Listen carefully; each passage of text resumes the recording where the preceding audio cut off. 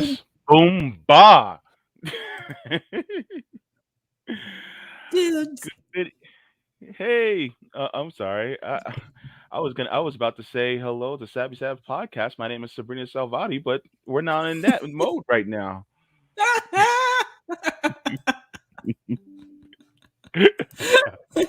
No, that would be funny though. Yeah, I should get a wig and put some bangs on, and then I'll be you for Halloween. Oh no. Yep, I'll wear a nice cardigan, and I'll look. And this will be the time where everybody loves me because if I look like Savvy, that means everybody gonna love Chris. Wait, what the hell did I just call you, Chris? Uh, I'm Who's exhausted, Chris? people. Y'all don't know. My day. I've been so tired the whole day, and just like I haven't been feeling good physically, and so I'm Aw. just like in a mode right now. It's like I'm like partway goofy, partway somber, and I'm just like, what the hell? We don't have a Chris. I know we don't have a Chris, but for some reason, I saw Homeboy and I was like, Chris, Yona why the said hell Nick y'all watch equals me Chris. today? Y'all, I need to leave and y'all just let Sabby and Nick take over the round table. Yona said Nick equals Chris. Nick equals Chris. Look, I called you Chris for some reason. You just look like a Chris to me for some reason. I was almost a Marcus, as I was told. That's my secondary name. My mom was this close, I was told, to be called Marcus, but instead I took the Russian name. Anyway, it's cool. Oh, guys. Welcome to the RBN Roundtable. Today is Thursday, January 6th. Welcome to my co-host Sabrina Salvati and Nick, Socialist MMA. My family, my brother, my sister. How are you doing today? So, James, like, sorry, I'm late. Like, I have shit going on. I have fucking flat tires, so I gotta deal with that. That's fucking annoying. But yeah, man, we got a lot. There's a lot going on. Savi's in the house. Like, bro, I got a lot I want to talk about. So I'll pass to Savvy. What's up, guys? Like, I'll scramble all over the place. I'll just not get home. Like, my whole day is weird. No, that's okay. Just so that you can address this really quick, Nick. Martin says, "Hi, Nick. Though we are in some disagreement, I enjoyed our conversation about outreach to Trump voters. RBN hosts genuine discourse, unlike other channels offering dogma instead of critical thought." Yeah, I remember the conversation we had. Mm-hmm. Yeah, that's why I try to. People always try to. I don't want this to be echo chamber, so that's why I always try to read comments that disagree with the narrative every once in a while. And I think I knew if I try to mirror the conversation, I think I knew where Martin was coming from. I try to mirror, like, I'm literally trying to mirror exactly how the conversation went. My point is, I don't mind people disagreeing with me. But yeah, that's how we handled it. I don't remember how the conversation went. I really don't. But I remember I was saying something like, bro, if you standing with the police state, which a lot of these right-wing populists are doing, and I'm all for the idea of working with people I disagree with. Let me make this shit bigger. I can't hear myself. All right, so I'm all for the idea of working with people you disagree with, but like, if you have very loose litmus tests, they're gonna sell you out, bro. And a lot of these people say they got class consciousness, but when they say they got class consciousness, they're only talking about the white working class. Yeah. Like, I see a lot of these people fearmonger over defund the police. And once again, I'm taking this position only because of what I've seen recently. Yeah. And if you're fearmongering defund the police, and if you're propping up the police state, it's only a matter of time for the police state will turn their back against the workers. So you're not really being class conscious. So that's kind of I think I was trying to get at that day, but I let it go from there. I just want to. Yeah, of course. Yeah, and also I agree. Leave the gun, take the cannolis. That's always a good position because cannolis, chef's kiss, wonderful. Savvy. You know what? As soon as you did that, you just reminded me of what you said before we went on stream. I wake up hungry. Then you just said, I'm like, oh Lord. I do. Sorry, let me say this. I'm sorry, guys, because I remember what we was talking about at the time, and this is also a point I want to end with. like talking to people and traveling, my position is winning over partisans is a waste of time. Like if you're someone with Trump MAGA stickers on your car, like if you got a MAGA like bumper sticker on your truck, like it'll be me wasting my time. Like why shouldn't I spend my time on someone who's not invested into a politician to the point they put shit on their car? You know what I mean? So I think that's my point. Sorry guys, I just want to. And Mario was trying to say, "Oh, we should win all these people over," and I'm like, "Yeah, I'm down," but I don't think that's the route for us anymore. I think the route is getting people who are like done with this shit. Mm-hmm. If you're a Trump supporter and you like Trump and you think Trump is doing a good job, there's a part of you that is not really done with this shit. Oh, because you think Trump had your best interests at heart. But if you're done with this shit, you be like, "No, both parties suck." Those are the people I want. So sorry guys, we can get back on topic, but I want to address. Thank you for the comment, Mario, and all that stuff. So okay. Saturday should be fun. So Saturday I'll talk to you guys more. Yeah. Mm-hmm. Who's Martin? He was the one who left that comment, I believe. Yeah. Oh, okay. Or they, what you say? Yeah. So, today is an interesting day. Part of me doesn't even want to talk about today. Oh, I do. Look, before you say anything, Nick, I'm going to tell you why I am kind of like about talking about it. Number one, because there are so many other important things that have happened, and that putting so much focus on this day, it's like, does it really,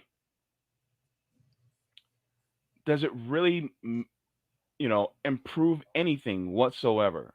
Like, it just seems like liberals especially are putting such a huge focus on this day when there are many other days that were a lot more important that happened that same year, and yet they're not talking about. I don't know, maybe I'm just a little, am I being kind of asshole-ish here? I don't know. I hope not. But Sabi, you want to go ahead? I'll go after you.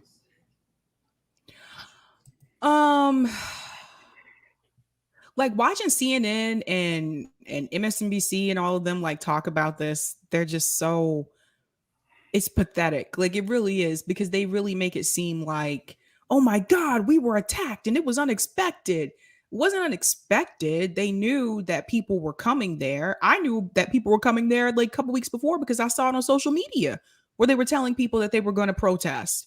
So they knew people were coming. And then it's just interesting. They make it seem like the police, the ones who were there, I saw videos of them just letting people in, letting people go by them. So I felt like that was just another excuse for them to use to increase police funding, especially the Capitol Police funding. And you saw they did that. And you saw progressives voted for that or abstained from voting or voted present. And you saw people do that. And I felt like that was just another excuse to give more money to the police. But for them, they act like, I mean, I'm sorry, but if you go back and you watch some of those videos from like the 60s or the civil rights movement, you watch the riots, the videos of the riots in Watts and Chicago, we saw more like damage and stuff like that done during back then.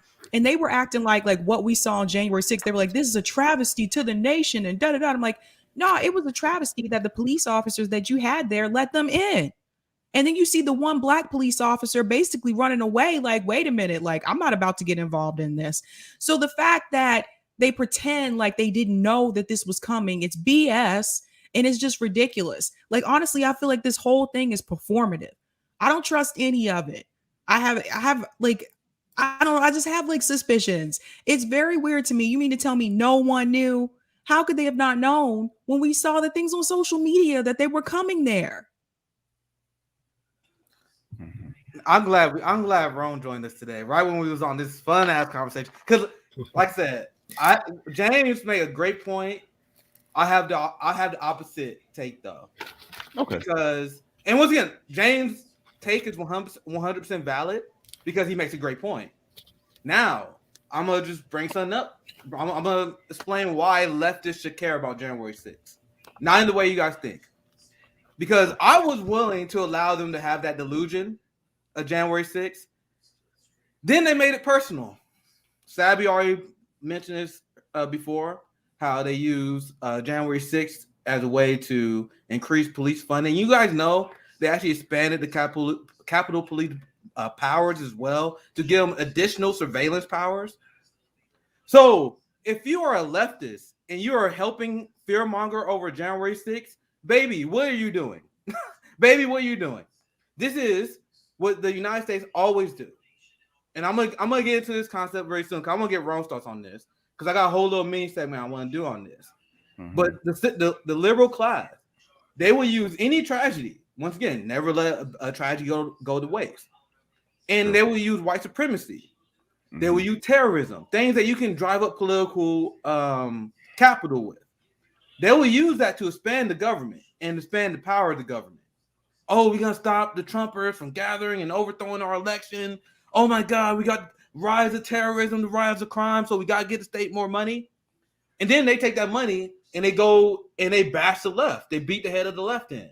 So on it, I know I always bring this up, but it's something that I think leftists need to bring up all the time.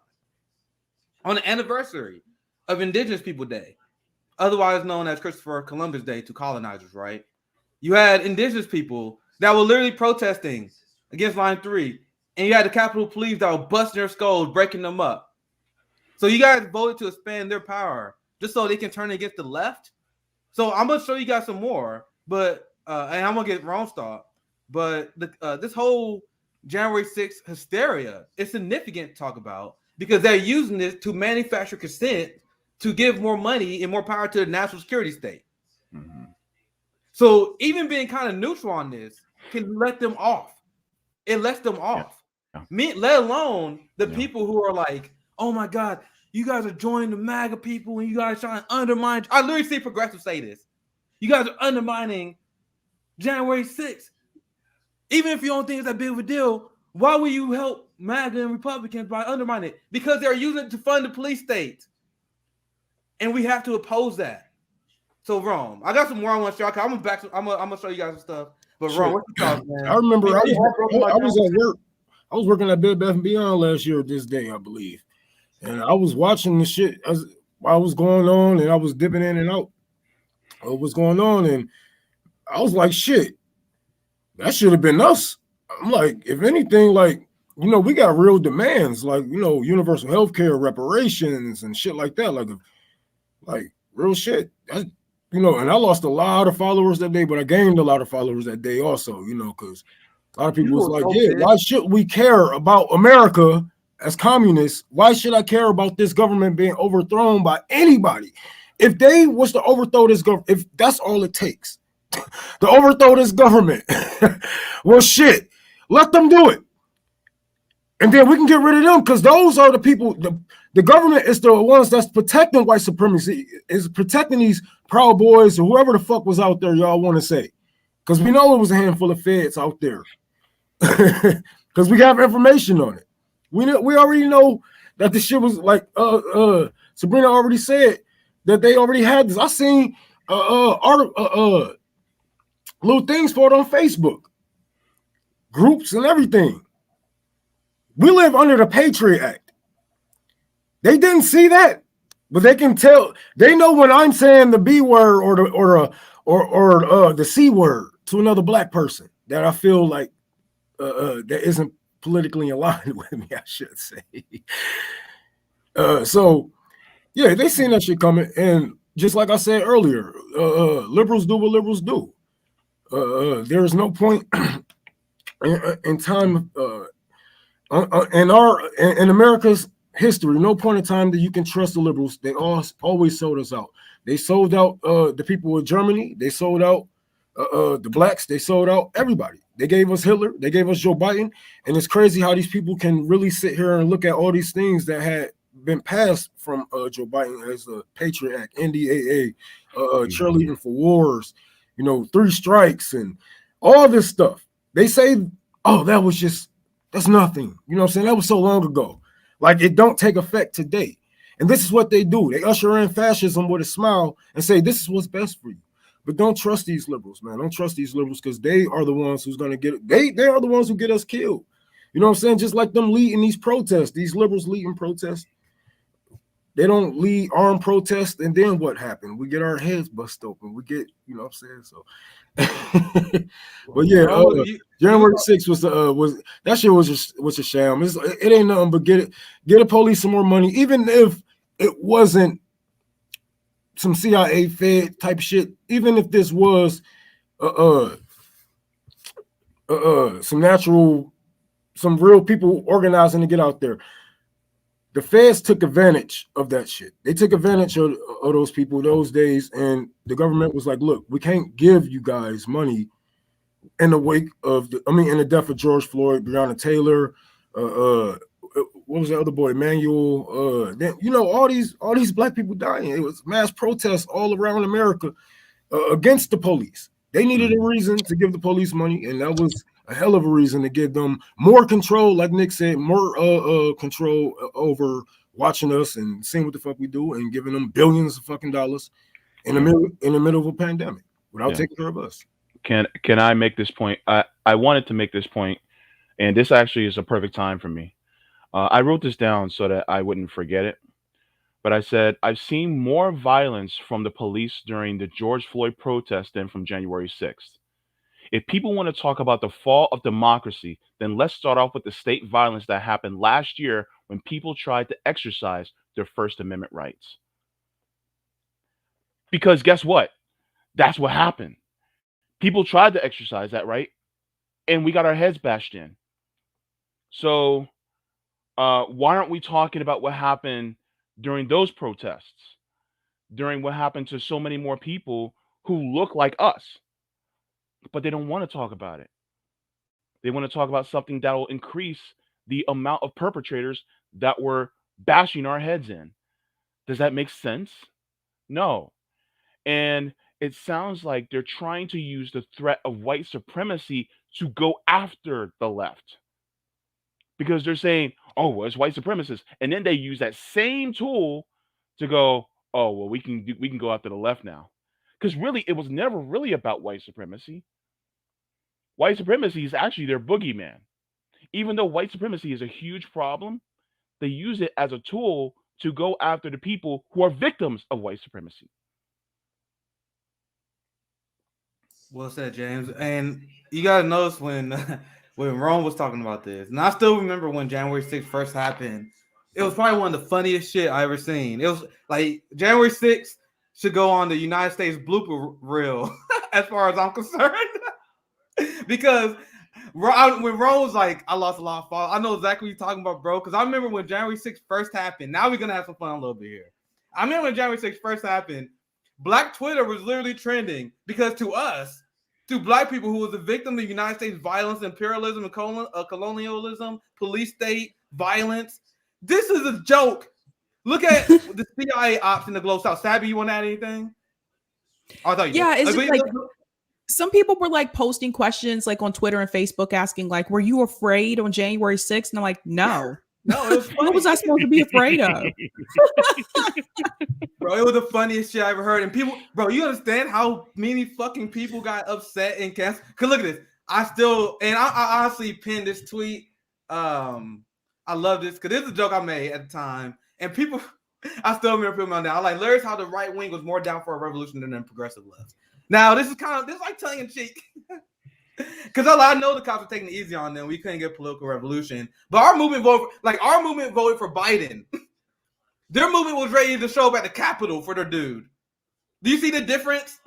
And there was a lot of people who was like, bro, oh my God, socialism, how dare you say this about the progressives?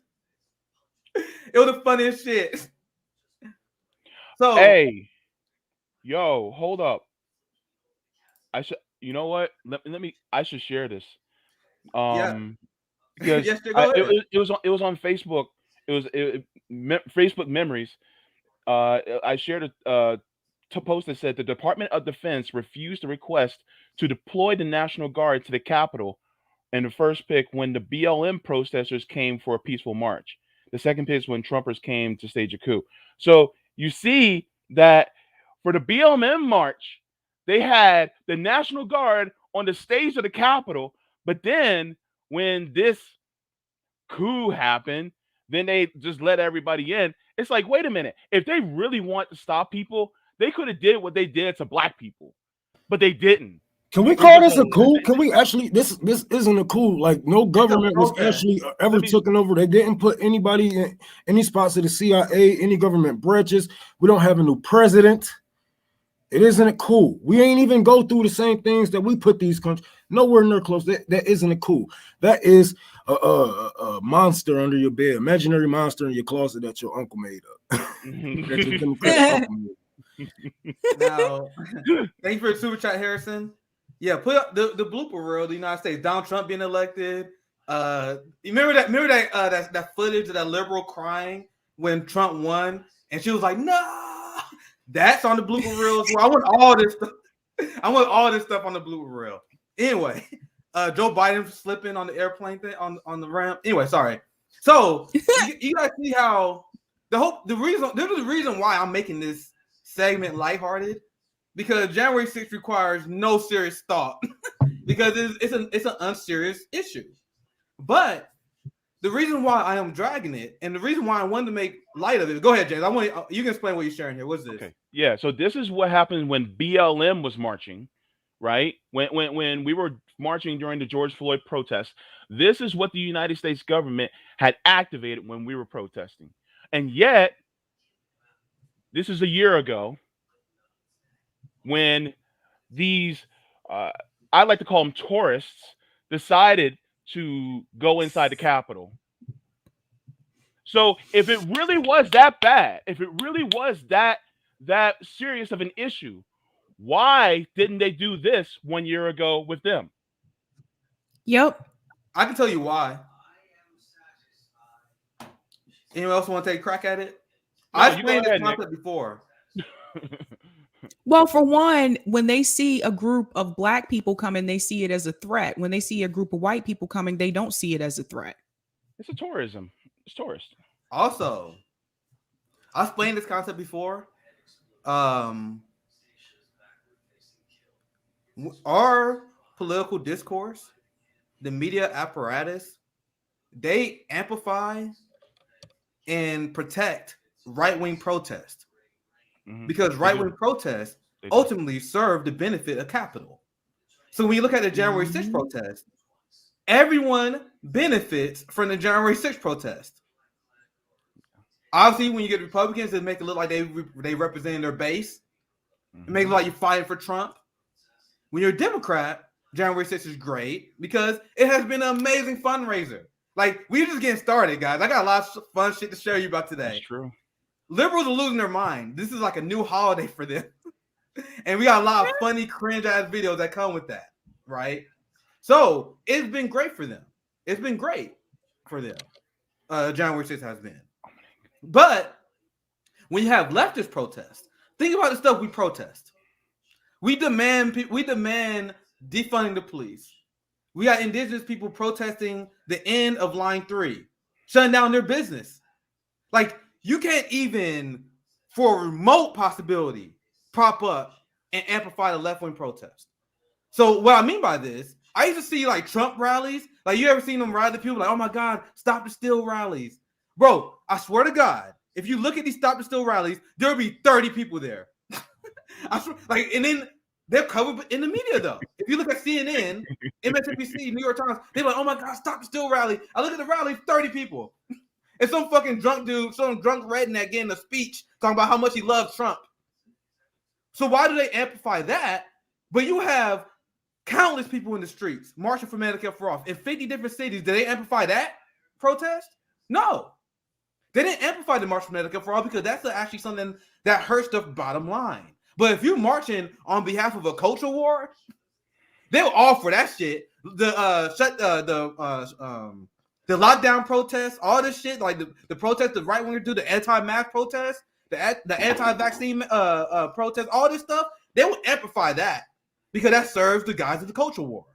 But if you have like black people demanding that the police be held accountable, nothing. If you have people marching for Medicare for all, nothing. If you have people demanding student loan debt cancellation, nothing. So that's the answer to James' question. That's why. Okay. So you know what? Go ahead, James. I concede to your point, Nick. But that's why you made a good point. I'll just put it that way. Yeah, that's why we got yeah, challenge the police state. And January 6th, and I take this time to transition this way. January 6th, let me find my receipt. Here it is. I dragged January 6th and have fun with it. And I want every leftist to do so because the coverage today has been unbelievably entertaining to me as a political nerd.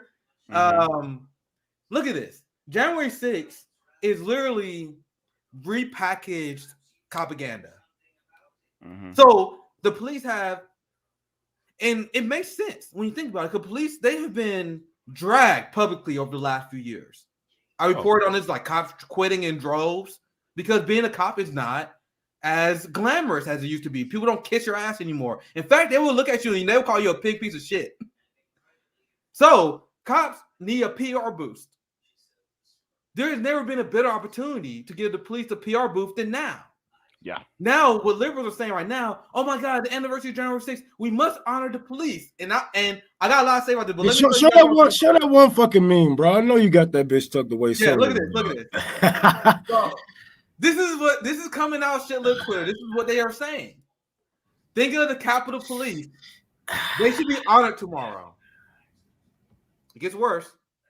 This tweet actually got a ton of likes. I'm mad I clicked it on my screenshot, but this blew up. The Capitol police officers are the true heroes. That's the This is what a real patriot looks like. We got a few more. We owe so much to the staffers, journalists, and Capitol Police. I hope this country will pay that debt properly one day. We already gave them more money and more power. What else you want us to do, Joyce? One last one. And then we get into why this was so ridiculous. This is probably my favorite one. A violent clash against a mob of angry rioters was not the battle that the United States Capitol Police Force was prepared for or equipped to win. Many of the officers, including their bodies, minds, and lives, will never be the same. Oh, poor police officer. They let them in. They let them in. I think they're one of the biggest police forces in America. I know, man. That's what I was going to get to. They let them in. They let them in. What? The left of the corner right there. No. They opened the door. They said, come on in, bruh. Let's kick it. That's what they did. So what in the hell are they talking about? This revisionist bullshit. That's what it is. That says everything. That says everything, does it, James? So I'm tired, bro. I'm tired. Nick, I'm tired, man. I'm tired. I love the point you make. I was gonna make it here soon. I love the point because the Capitol Police failed you guys. So the question is, and I'll pass it to you guys, why are they propping up the police when the Capitol Police let them in? It's an op, bro. This is an op designed to prop up the police state. Are y'all serious? Now, with that said, think about all the Savvy. Go ahead. Well, also, too, notice how long it took for them to find the people that actually went inside the Capitol, that went in Nancy Pelosi's office, sat down in her seat. Look how long it took for the FBI to find those people. It didn't take them any time. Like for Black Lives Matter protesters, they arrested them on the spot. These people walked in, sat in like Nancy Pelosi's office. One guy sat down, put his feet up on her desk, and it took them months to find them. Somebody explain that. That doesn't make any sense. So I had a video. So I don't find it. Damn. Where I put it? The video of the, like, whenever you hear liberals talk about this shit, they never mention this. Here it is. So you guys know what I'm talking about? Just because I'm all over Twitter, not A1 is. The people, I can only imagine the amount of Americans that are not, like, they touch grass, like they offline. They probably never knew this happened. Like, imagine how many people who just watch CNN, just read New York Times, they probably never knew about this. That the Capitol Police actually was complicit with the protesters. You had a lot of feds that was literally part. I'm gonna get to that part of the story earlier. Like I said, there's a lot of breakdown here. Now, check this out. Here, this is the Capitol. This is the police. This is the gate where. Here, let me make it bigger. Expand it. Yeah. Yeah, there we go. That's the gate. You know, the one that if you're a Black Lives Matter protester, they will shoot to kill if you jump that gate. Police are squabbling with protesters. Oh, there we go. Oh, there we go. Oh, there we go. Oh, they reached the gate. How many times you see this on CNN? Oh shit! They must have made a great. They must have made a great argument to open the gate. Oh my gosh! This one clip alone destroys all the liberal talking points on January 6th. Hey, why his voice sound like one of them old narrators off from 80s? Like a Batman cartoon or some shit. I don't know. I'm high. I'll be too high for this job, man. But I should have got high for this stream. I'm sober right now. Shit. Oh my God. Swabbling. What the fuck say swabbling? Swabbling? Yeah, they had to. I want to see if I can find the picture of the tour guides. Like they had literally people giving a tour of. And the thing is, a lot of these Trump people, they said it was misled. They said it was entrapped. Because I think a lot of these Trump people thought they were just getting a tour of the Capitol. It was like a political event. Mm-hmm. A lot of people, they thought it was like some sort of political event. And then the FBI started cooking shit up. You have fucking agent provocateurs. I'm sure that was in the crowd. And all of a sudden, they're like, bro, I got fucking people trying to charge me. And I just thought I was getting a tour of the Capitol. I'm gonna see if I can find the receipts for that. I got some saved. But there was people literally being thrown around. Chuck Modi said. Remember what Chuck Modi said? Chuck Modi was there too. Remember, he was like, they just came right in. Yo, think about this. You got motherfuckers that are climbing the walls of the Capitol, and yet, they literally have snipers around the White House, and you mean to tell me that they just allowed these Peter Parker acting motherfuckers just to climb up the wall? I mean, what in the hell? Like, you got this is cartoonish at best. Cartoonish. And you mean to tell me people are going, oh my God, they were trying to kill us. And it was like, I'm sorry, but okay, pardon me for saying this, but let a bunch of niggas try to get through that door. What is they gonna do? Okay, they are. They would have been. We would have been dead before we even got close to the property. What are they gonna do? Like those handful of people aren't even a drop to any community out there in DC, especially Black communities. They come through and try to run shit. Like what?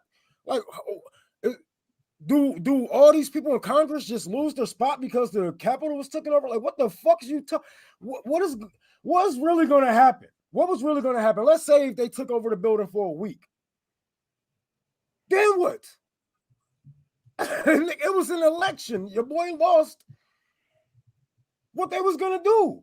Like we got the National Guard, send them out, right? Like you do to us that we just seen. We got police, send them out. Did it. If you ain't got them enough in DC, call the neighboring cities and states then. Like they always do when we protest. What the fuck? Like, what was they gonna do? How was they gonna just run this? Like, what they control the military now? Now, what they control everything. What's gonna happen? Like, I don't get it. That's why I don't give a fuck, because nothing was gonna happen. They was gonna take over that building just like that militia took over that building. I think this is what 2016, 17, when that one militia took over that one building. On government property, and they was trying to negotiate or whatever. Bullshit. Ain't nothing gonna happen. It's just something for y'all to watch, man. Because they don't want to report on real news. I'll concede this.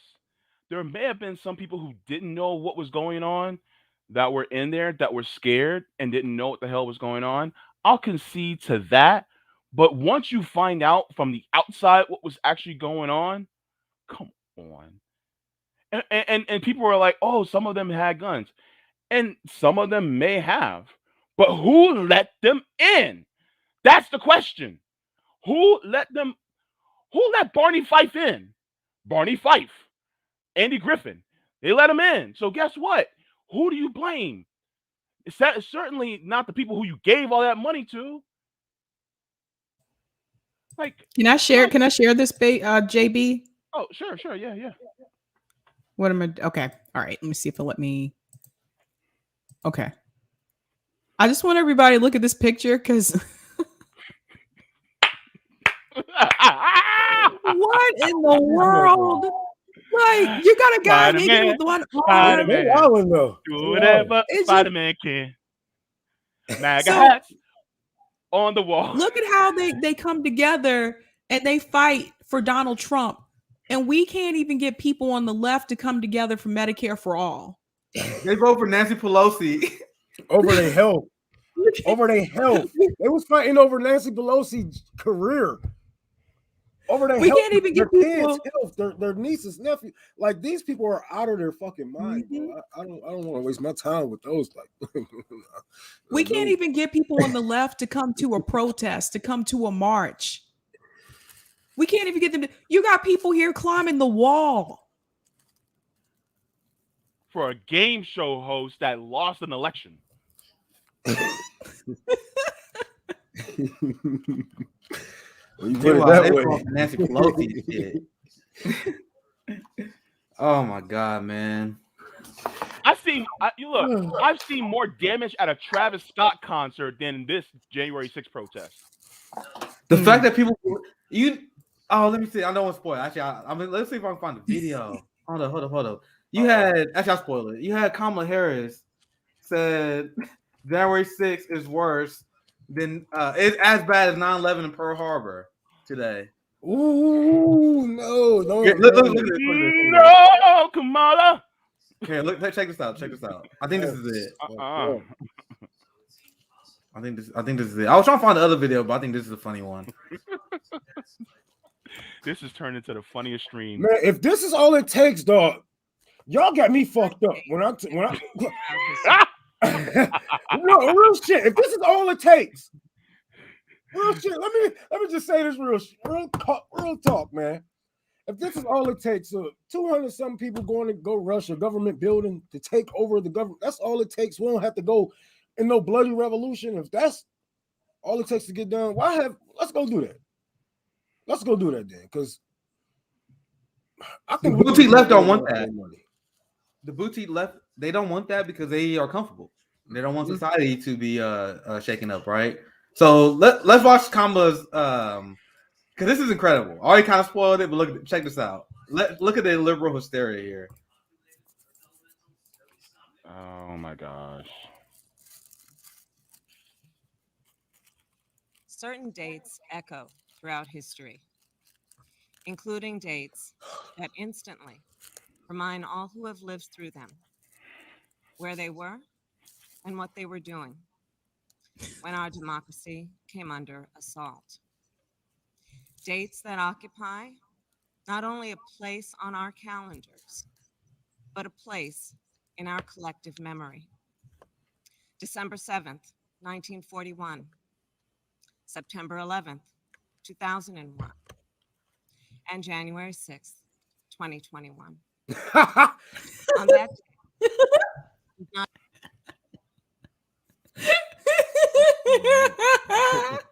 September 11th, 2001, and January 6th, 2021. On that day, I was not only Vice President-elect, I was also a United States Senator. And I was here at the Capitol that morning at a classified hearing with fellow members of the Senate Intelligence Committee. Hours later, the gates of the Capitol were breached. I had left, but my thoughts immediately turned not only to my colleague. Breached? the gate was breached? Did she compare? She compared January 6th to 9/11. And Obama staffers wrote that bullshit. I'm telling you, as soon as I heard the little cadence, her wordplay, I was like, yeah, that was one of Obama staffers. This sounds like some Obama shit. Oh my god! If I was Kamala Harris, and I was reading that shit because there's no way she wrote that, right? So I was reading that and I saw that shit. I was like, oh, who wrote that? I would skip that line. I went back like, who wrote that part? Y'all trying to make me look stupid, aren't y'all? Y'all trying to make me look like Ross promised. There are some people in Kamala's camp that are trying to sabotage her. Right? The horrible advice, the horrible way they handle her, and then this speech. 100% someone sabotaged her because she's a bad boss. Remember the reports? According to all the reports, Kamala Harris is an asshole boss to people. She overworks them. She constantly insults them, undermines them. Like this has been reported in the campaign, and it came out a few weeks ago in her vice president office. So her workers hate her, and now they're writing speeches. She's like, Kamala, I got an idea. Say this. Say that it's worse than 9/11 and Pearl Harbor. That's the only because I wouldn't. No, Brooklyn Dad said it too. Oh, let's see if I can find it. Brooklyn Dad. Said it. Oh no, not Brooklyn Dad. Yeah, he's the one. He's the first one who tried to claim that 9/11. I'm gonna see if y'all can find it. 9/11, January 6th. So this whole stream is just laughing at like January 6th. So that's what you're doing today. Here it is. I don't know if he deleted it. I know he got me blocked too, so it's gonna be hard for me to find it. But I think I found this article where they were talking about it. I like this article. I like where they're going with this. I just found this. Look this. I like where they're going with this. Tweet claiming January 6th was worse than September 11th, closing on 10,000 likes. And the reason why I say I like the way they took this story because they say the reason why they titled this like this because it's not just Brooklyn Dad, and not just Kamala Harris. This is shit-lib orthodoxy now. January 6th is September 11th or worse. So I think hopefully they put the receipt on here. Here it is. I'm blocked, so yeah, I'm blocked. So hopefully you guys can see it here. I'll zoom in. Let me zoom in. This is his tweet. And this is Brooklyn Dad Define. I can't imitate his voice. You got to remember his Ben Shapiro voice. We laughed about that before. Republicans shouldn't be implementing and convicting Trump because he's not in office anymore. But we chased bin Laden for years and invaded a country that wasn't even involved in 9/11. And January 6th was worse. What? I'm accountable. Guys, it's not just one person. And that has, according to this article, because I can't see it because I'm blocked. And I remember it got like 10,000 plus likes. This is what they believe. But his likes, all his likes aren't real. Remember? Because that came out that he had paid. Yeah. That's a good point. He's a paid shield. It says a lot because they are directing their troll farms to like it. So that says there that you go. Yeah, they trying to what they call that shit consent.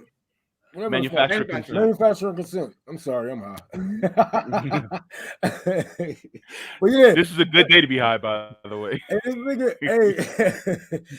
nigga Nick was making fun of his voice. Yeah. Hey, I find that video.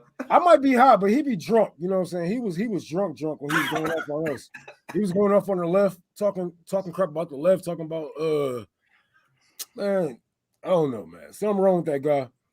All I know is we got to watch out for people who say stuff like that because deaths, when people are dying, look even if the 9/11 was middle class or rich or whatever, they was workers. You know, there were workers there. There was many people working different jobs, janitors, etc. People that have died, and you saying that,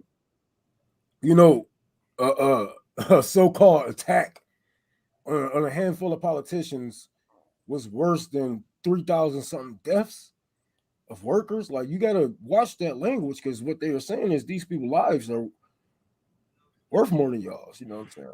Like, that's what I'm hearing for real. So Didi, I'm sorry because I'm about to do it again. So I found the video. I gotta show you. Look at this. So if you guys want to know who Brooklyn Dad is, this is one of my favorite videos of all time. And the reason why I'm showing you guys is because you guys know Rome's hot as hell. I'm partaking right now. And if you guys want to judge us, because I need something to relax my anxiety while I talk to a lot of people. This is what this is really for. Look at what Brooklyn did. So before y'all judge us, before y'all judge anyone else, this guy is clearly drunk. He clearly drunk as hell in his video. So look, I remember he was exposed as a DNC paid op. And then after he was exposed as a DNC paid op, he went on this insane tangent against Bernie Sanders supporters. And what he clearly hammered. So look, this is one of my favorite videos of all time. This is one of my favorite videos of all time. So let's this enjoy the one it. you and Rome were. This the one you and Rome were laughing at, Nick. You see? Oh Lord. Oh no. Oh no. They say I'm a paid shill. I'm a neoliberal corporatist shill. Nobody pays me to tweet. A guy approached me.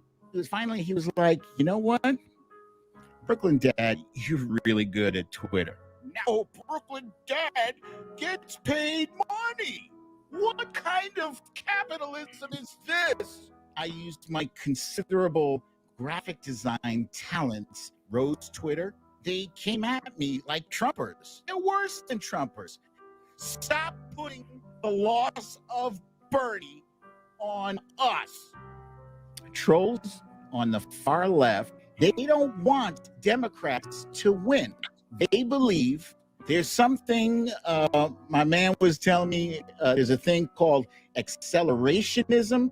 It means that you have to get a fascist in office in order for socialism to happen. That's stupid. If you believe that shit, you are my enemy. I'll say it again. You are my enemy. I apologize for nothing.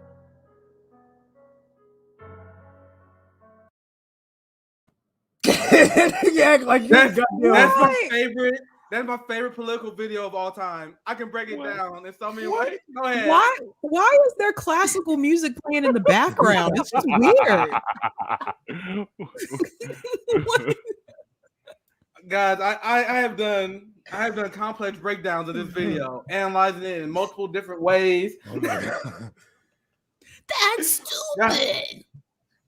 They advocating for accelerationism theory. But they're the ones who talking about, well, if we put this fascist in office now, we can push them left. Like, what the fuck? So who's stupid? Like, who's not paying attention when this fascism is in office? That was what we were saying. You know, as far as our circle, I don't know what the other leftists were saying. Maybe there's, it was people out there like that said, hey, maybe you guys do need to, start dying off so you can see. But Biden is killing you guys at a faster rate than Trump was, with no money. His voice doesn't match his face. Like his picture looks like he's like all all hardcore and stuff, and then you hear him talk, it's like, what? Ben Shapiro. My favorite part when I talk about he was drunk is when he was talking to Bernie support, when he was ripping the Bernie supporters. So once again, I am a very high functioning user, right? So I can go to work, I can do my goddamn thing. Listen to this. Thing my man was telling me is it hold up. Let me.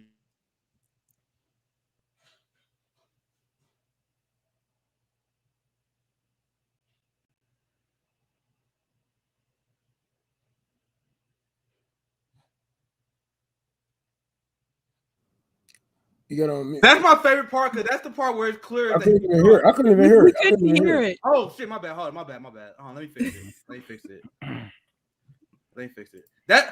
This is my favorite part. That's my favorite part because this is the part where it's clear he's drunk as fuck. They're worse than Trumpers. Stop putting the loss of Bernie on us. Stop putting the loss of Bernie on us. Why does it look like my son grandmama? What?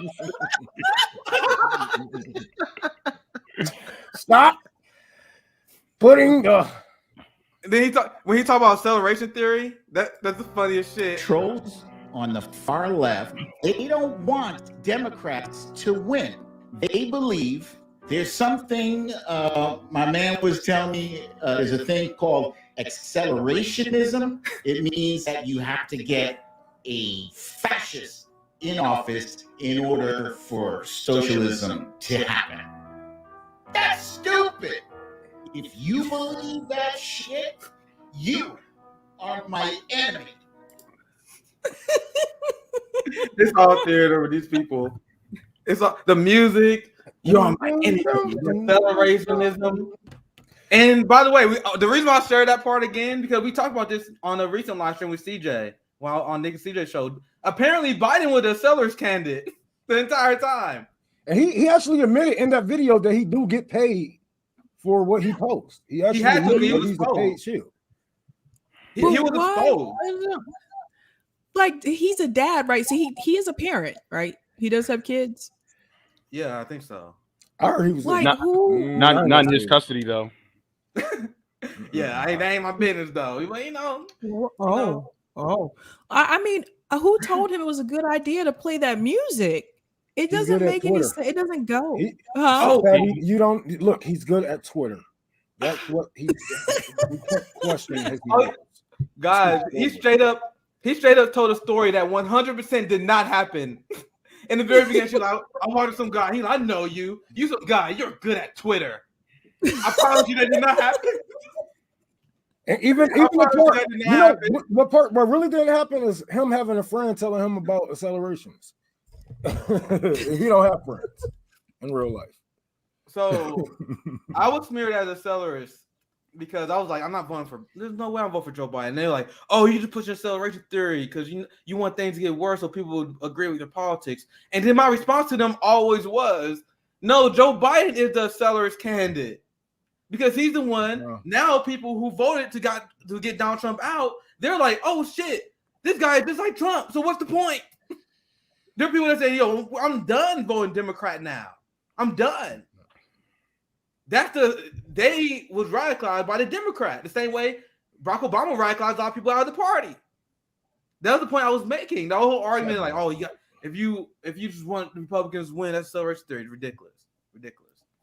Yeah. But anyway, that was funny. That's funny. Yeah. I don't even know what to say, man. But that the whole point, the reason why we dragged Brooklyn Dad, because Brooklyn Dad, just to show you guys who he is, he was the guy who was saying January 6th is as bad. Actually, he said worse than 9/11.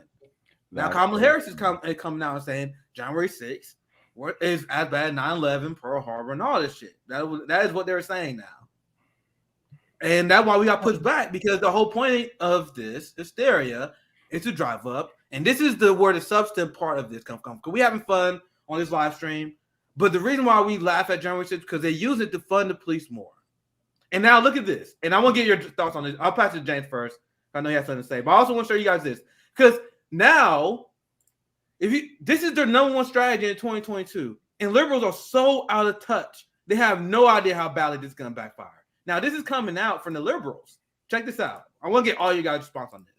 Mm-hmm. The House January 6th committee is considering holding televised hearings on the Capitol riot during prime evening viewing hours. It's an entire circus, guys. What's the thought?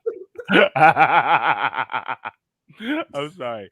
I had to laugh because I'm just like, wait a minute.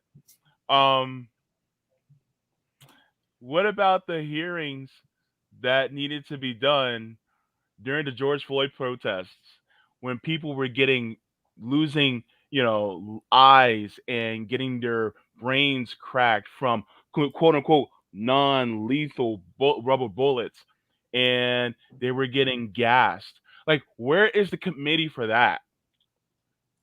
They pushed that 80-year-old yeah, they pushed that. Everyone saw the video when they pushed that 80-year-old man, that elderly man, to the ground, and he hit his head. And blood started coming out of his ear? Yeah. Yeah. And also, where's the committee to talk about and go against the police officers who let the protesters in on that day? They already gave them curious immunity. to hear. They already gave them immunity, by the way. They said nothing. Yeah, I'm curious. I'm curious to hear what Cynthia McKinney has to say about January 6th. Yeah, I'm curious. Well, I ain't reading this. So as you guys see here, look at this. I always find it extremely. That Jennifer Rubin. Hell yes, hell yes. We want our political theater all throughout 2022. People are starving. Look at this. This is probably my favorite one right here. I love looking at the psyche of these people. It's super interesting to me. What's to consider? Absolutely should be in prime time. Millions are not paying attention to the details. Now, why, shitlibs, do you think a ton of millions of working class people in this country is not paying attention to January 6th? I want you guys to really think about this. Why do you think working class people who are taking an effective pay cut because their wages are not being met with inflation, why aren't they paying attention to January 6th? Because they know the details of January 6th. No one gives a fuck about this. Who cares about this other than partisans? Because they know the details. That's why people aren't paying attention, because they know. They saw the police open the door. They know exactly what happened. They're like, okay, all right, let me go on with my life, because somehow, for some reason, I have to go out during the pandemic and I don't have any money to pay for my bills because they're cutting my pay and I lost my unemployment benefits and all this bullshit. So guess what? They're not worried about that. And then what the fuck is you gonna talk about? What was they gonna do? Like, do you have their details? Like, matter of fact, I want to hear these hearings because I want to hear what the we gonna be making fun of it. Gonna do besides they was gonna put Trump back in office. Like, they didn't care about the other branches. They didn't care about nobody else. They weren't talking about taking House Democrats down, progressives out of office. They weren't talking about nothing but putting Trump back in office. So I want to know, even if they had a standout for more than a day, which they didn't, against the big, like, oh my God, man, I hate Americans. I wonder if their plan was to occupy the Capitol until something happened for Trump. I wonder. Kill him! Shoot the fucking Capitol up! I think it was just kill him. What the hell? What they was gonna do? It was only like 6 of them with guns, pepper spray, and a couple of spears and some dumb shit like that. Do them like you do us. Damn. Yeah, I have a theory on that, and I've explained this before, and this is why I never took it seriously from day one, because January 6th, the whole protest was supposed to be a photo op for the Republican Party. Donald Trump and his team, they had no intentions. They knew it was over. So at this point, they got to damage their reputation after saying we're gonna beat Joe Biden. We gotta beat Joe Biden. So now they got to save their reputation after they was embarrassed by 2 of the worst nominees in Democratic Party history. They lost to Joe Biden and Kamala Harris. How you lose to Kamala Harris? I don't give a fuck. You are trash if you lose an election to Kamala Harris, a national elect. What? So Trump, being the businessman he is, he need to find a way to save his brand after losing to Kamala Harris in a national election. So what do you do when you got to save your brand? Oh my God, they robbed it from me. They stole it from me.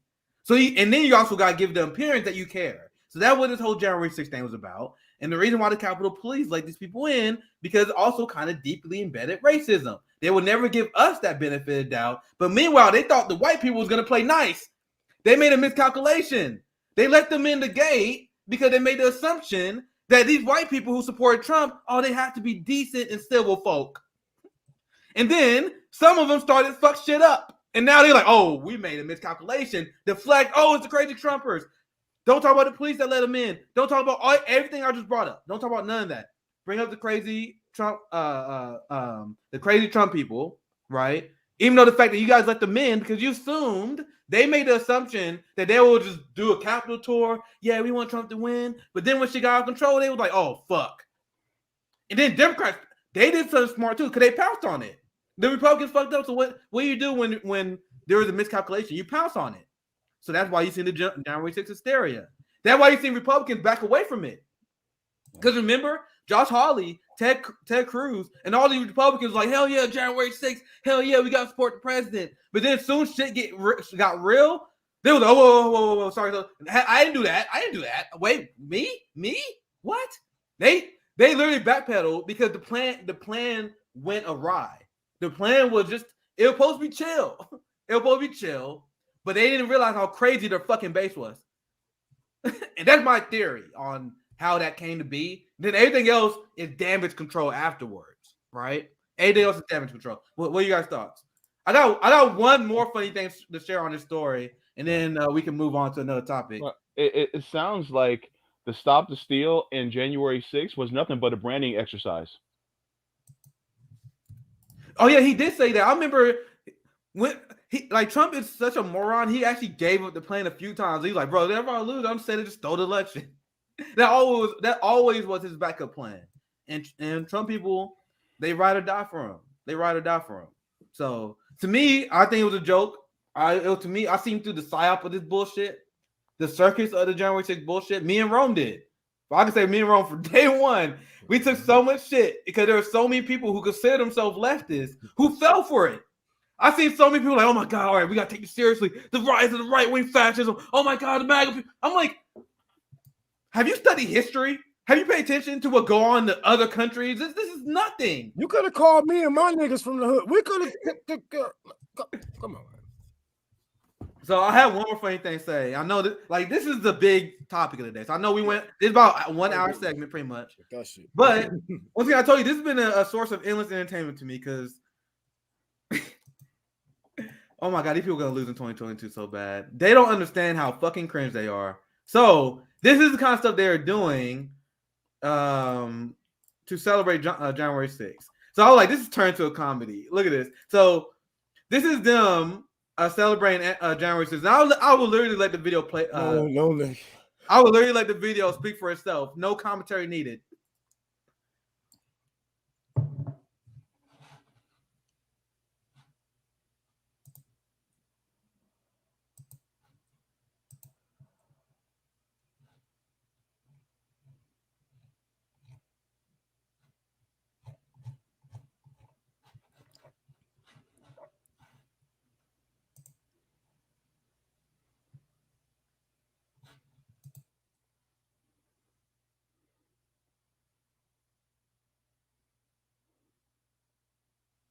It's on mute. Y'all can't hear it? No, I couldn't hear it. Oh, y'all gotta let me know, man. I ain't even. I thought that's a StreamYard. That's a StreamYard glitch. Let me fix that. I can't hear, but all right, let me fix it. We'll keep looking, generation after generation. All right, there we go. Someday.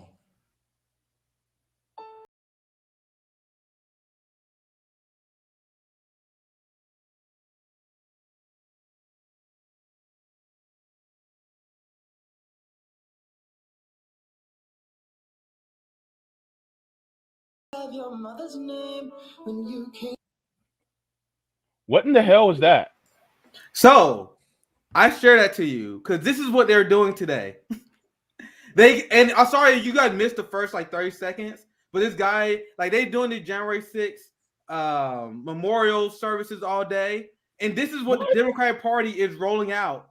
And this dude gave out in the part you guys didn't hear, he read this corny ass poem or whatever, and then he starts singing, and this was aired on the January 6th Memorial Day. So the Democratic Party, this is the main message they're running on. They are gonna get crushed. They are gonna get crushed. This is the cringe that liberals are cheering for, and this is their message, not pro-worker message. We're gonna have vigils. We're gonna sing. We're gonna have kente cloth. We're gonna kneel. You see, it's all symbolism. Meanwhile, in reality, they use this to fund the police state more that will bash our skulls in. So I think that's a good way in our January 6th coverage, because that was an hour of just us laughing at these people. And yeah, they're fundraising off that guard. The amount of money they're making now. That video is to me, it's like a South Park video. I was saying, bro, this is almost like a South Park parody. of what you think they would do on the anniversary of January 6th. So, anyone else have anything you want to say? Because we can move on to the next story. Whether these motherfuckers know it or not, they are worshiping politicians, and they are getting you to worship the safety of the politicians. Don't worship the safety. Don't even if they was gonna hurt politicians, that's part of your job. Is to get hurt. You know what I'm saying? Or it's gonna come to those things. This is why you was giving the police billions of dollars in DC alone. You know what I'm saying? It's to protect people like that. We have DC. We have Capitol Police. Police that's assigned to these buildings. So as we saw, but they let them in. So the part is they're praising the same people that portray them. Yeah, that's the crazy part. They can't give you health care. They're not fighting for nothing, but you guys are praising these, you know what I'm saying? Praising these politicians. I don't think you should do that. I don't think that's healthy. I have a few more stories. Do anyone else have a story they want to share? I did have a story that I came across, but if you want to start with yours, then that's fine. This I got more of a fun story. I don't think it'd be that long. Do you want to go first? This one is a little bit more somber, but it's so should we do the somber story first and then do a funny story? What do you think? Yeah, I want to end on a high note. Okay, so you go first. Okay, all right. Okay, so this story is out of ProPublica, and I'm going to share my screen really quick so you guys can see. And it talks about how welfare reform, and it talks about how it has failed, and how basically the child tax credit was basically like a new welfare type of tax credit for working and poor families. And this talks about how there was an activist in Las Vegas who she basically was a self-described welfare mother, and how they started to try to cut welfare. Well, in the 70s, they cut it almost 75%. It says Miller cut Nevada's program by 75%, stripping thousands of moms and kids desperately in need of survival assistance. Well, the child tax credit is also ending. So a lot of families right now that are depending on this money, I think it just ended last Friday, or the Friday on the 31st. I'm sorry. And some of the things that they're doing that is pretty despicable, that I think people should be aware of. Let me see. Let me find it right. I think it's right here. I think I went down too far. I'm sorry.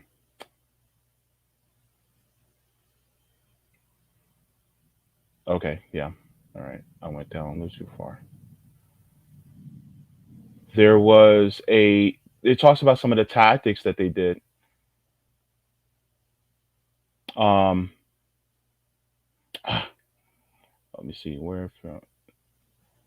But I'm having trouble finding it right now. But they were talking about tactics that they would use by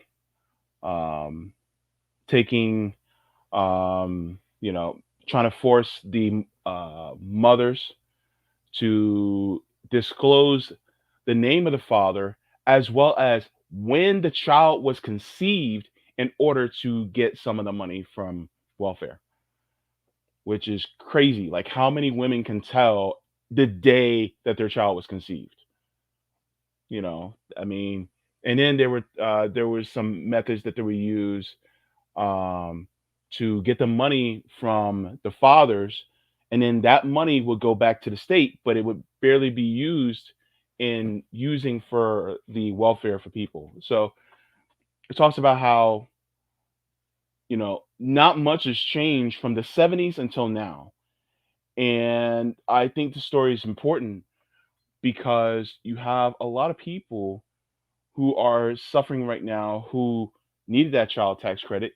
And take what you will, I know that the liberals were saying that the child tax credit cut child poverty in half, which is absolutely not true. And they talk about how good it is. While I will concede that it does benefit people with children, um, I would like to see basically, uh, either like a UBI or universal basic services for everybody. But for the people who are going to lose this, who have lost this already by now, think about all the people, especially a large number of people who are black and brown, and a lot of people who are poor and working class, that this is happening. And this is one of the reasons why we talk about things like general strike. Because look at what they said about the dates that people have to take off from quarantine. They shortened it from 10 days to 5 because they said that if you go 10 days, then that can basically break society. And it's like, wait a minute, all it takes is 10 days? Then it's like, wait a minute, all you parents that are losing this tax credit, I think you guys should take 10 days off. Because if that's the case, then to force, your demands to be met so that you guys can get the health care and get the, the welfare that you do need to take care of your kids. And I'm not just talking about kids that are under the age of 18. I'm talking about those of us who have adult children that we're taking care of because of them, because they're in special needs. I mean, but the thing is that people are in such a point right now where if they do, then they lose that money too. It's just bad all around. But I just wanted to reflect on the fact that this isn't new at all. So, what are your thoughts about what I've been explaining to you guys on this article here?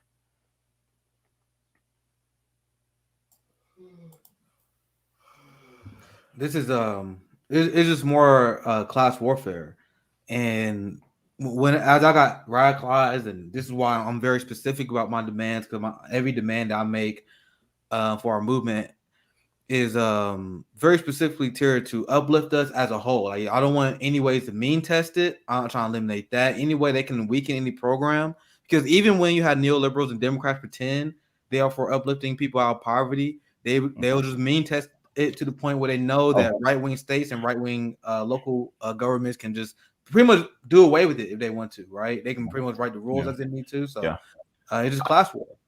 Yeah, I found the paragraph I was looking for. It says here, in New Mexico and in other states, single mothers applying for public assistance are forced to identify the fathers of the child and his eye color and his license plate number and recall the exact date when they got pregnant.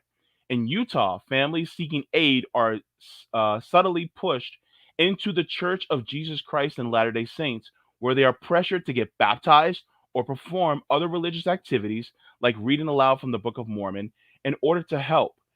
And in Arizona, poor moms who could have benefited from welfare are instead investigated at nationally unparalleled rates by a child services agency funded by welfare dollars.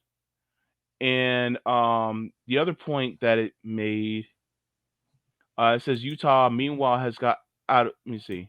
Oh, yeah. Utah has gotten out of spending more than $75 million on public assistance over the past decade by having private agreement with the Latter-day Saints Church, saying that the state can that the state can count much of the church's charitable work as the state's own. And Arizona balances its budget by diverting more than $150 million annually in welfare funding to intended low-income families. A majority of that money that the state is provided for direct aid to the poor to its Department of Children and Safety, which then uses the dollars to surveil and sometimes separate many of those same families. So this last point is, instead of giving the money to the families, They take that money and they give it to the state, the Department of Child Safety, to basically spy on the parents so that they can lock them up or separate the kids from the child instead of giving that money to them so they can take care of the child. So this is all the stuff that keeps going on, and yet, you know, we're still suffering. And then you got the liberals talking about, oh, we cut child poverty in half. It's like, no, you didn't. And so this is part of the points that I wanted to bring up. You know, anybody wants to chime in on this?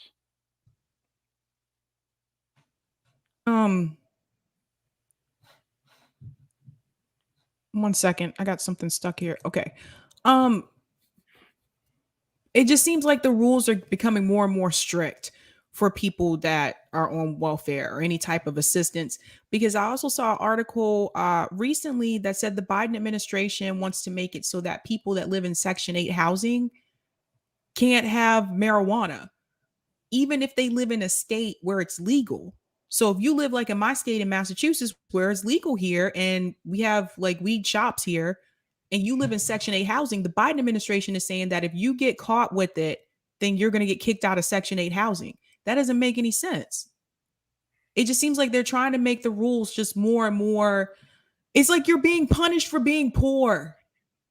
This is basically what it is. They're punishing people for being poor.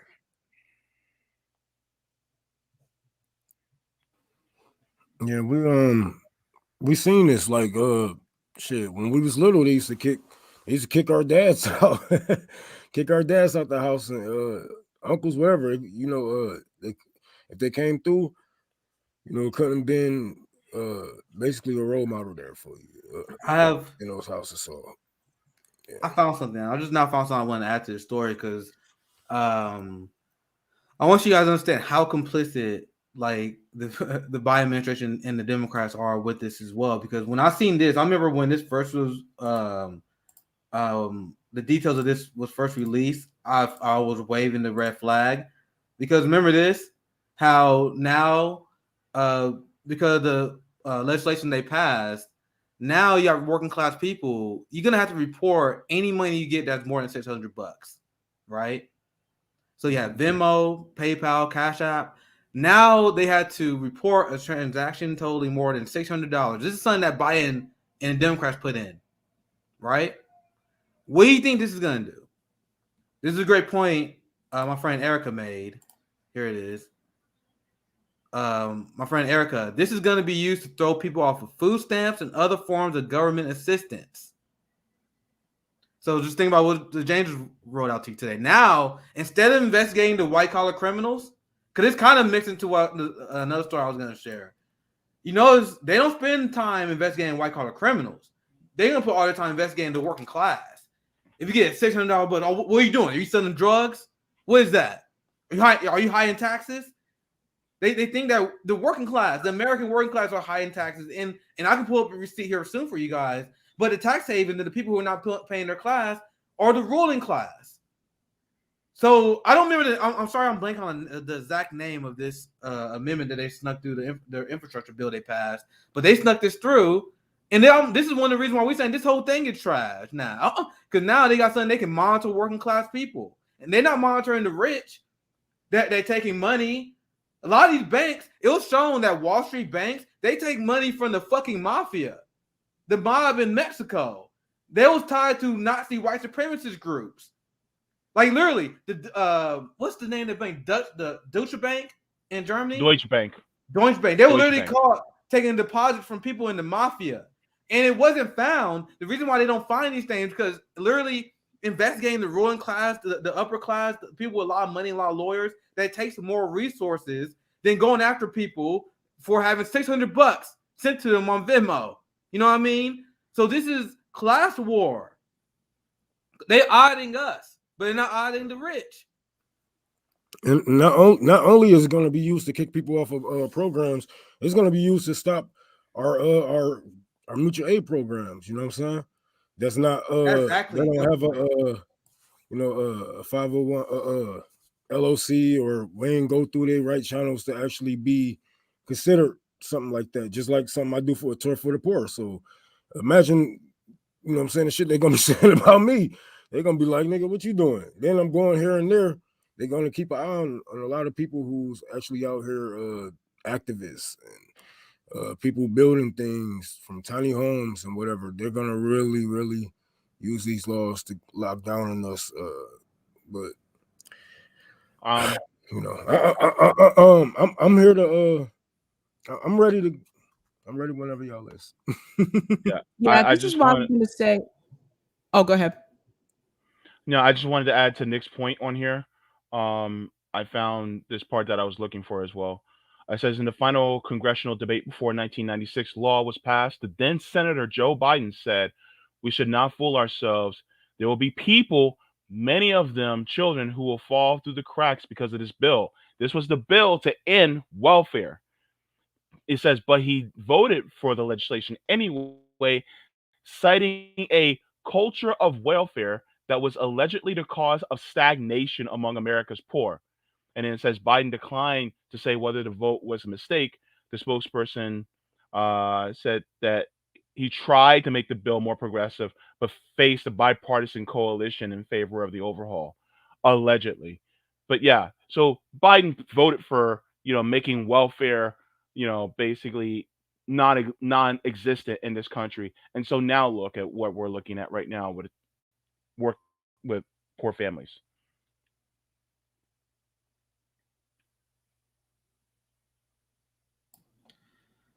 I'm sorry, Sabby. I don't know what you're waiting for, man. Like, sorry, I was muted.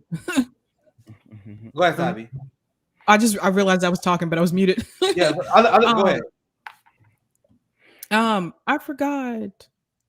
I'm sorry. It has something to do with what we were just talking about, the tour for the poor. Oh, I remember now. This is why it's really important for people watching. If you're trying to give someone a gift, this is important for people who are on a limited income. They may be on a disability. It's important that try not to give them something like a gift card. You have to be careful because they can actually count that as income. Not the person who's disabled, but I'm saying the government can. They can consider that as income. Oh, you got this Visa gift certificate, those gift certificates. You got electronic gift certificate for $500. They can try to count that towards their as income for them and deduct their disability amount. A lot of people don't know about that, but that's why, if you want to give someone a gift, this is why I try not to give people, except my dad or something. I try not to give people those kinds of gifts because you never know, depending on their financial situation, that can actually count against them.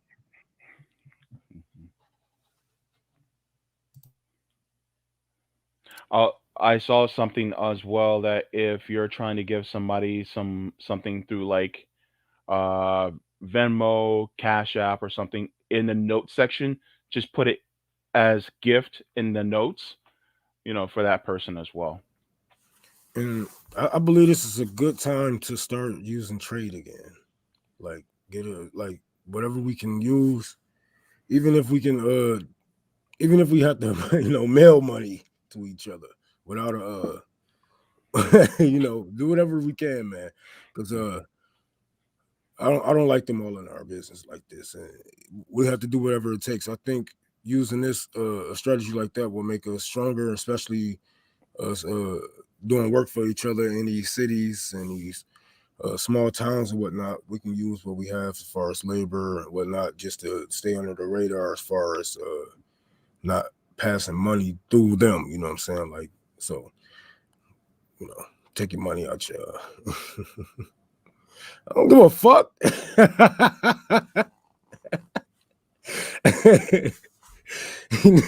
Find a way to make it legal. Shit, put it in the book. Do whatever the hell you can, but we're gonna have to move a different way because they're getting way too close to home, especially $600. That's a weird amount to go after. But yeah. Yep. Yeah. Mm-hmm. But yeah, we can go on to the more lighter-hearted story because I'm done with this one. Okay. So I got two kind of funny ones. I'm trying to think like how I'm gonna do this story because without being like too much of an asshole, right? But I think it's worth talking about because I also think people in politics suffer from this a lot. And I think, and I'm kind of curious what your guys take on away from this. And I think we can learn a lesson from this as a whole, because people who watch me and my content, you guys know I despise celebrity culture. Like, I can't stand the idea of worshiping celebrities. I don't like the idea of fucking these people being thought leaders. Our revolutionary leader Malcolm X himself said that it's a ploy, especially when you look at the Black community. They uplift and turn our athletes and singers into stars instead of our greatest thinkers and writers and revolutionaries, and that's by design. It's by design. So as growing up in this country where people deeply worship celebrities, I always felt out of place. Even when I like Bernie Sanders, I never completely worshipped him. I never thought he was anything above criticism. Even when I liked him, when people criticize him, I'm like, fuck him. He deserved to take that L. So I never understood that. And this is something that's holding back a lot of society. Now, a lot of times, scientists do studies just to prove a point. We all know the results of these studies, but you need something that you can quote and say as a like, all right, we got proof that this is a fact. So this is a funny story to me.